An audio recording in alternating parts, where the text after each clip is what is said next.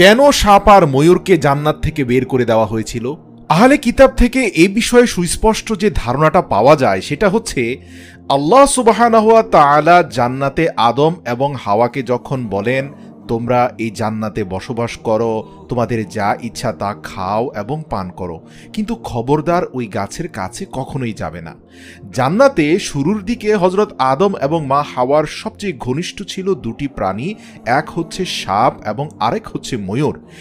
আহলে কিতাব থেকে জানা যায় সাপ এবং ময়ূর এরা উভয়ে জান্নাতে কিন্তু ভিন্ন রূপে ছিল। সাপের হাত এবং পা ছিল এবং সাপের মুখে কোনো বিষ ছিল না। আর ময়ূর প্রাণীটি বর্তমান পৃথিবীতে যতটা সুন্দর তার থেকেও বেশি সুন্দর ছিল। বিশেষ করে ময়ূরের ঠোঁট ছিল অত্যন্ত আকর্ষণীয় এবং পা ছিল সোনালী রঙের, যা চকচক করত। এখানে আরেকটা কথা বলে রাখি, ইবলিসের জন্য জান্নাতের দরজা চিরকালের জন্য বন্ধ হয়ে যায় শুধু একটি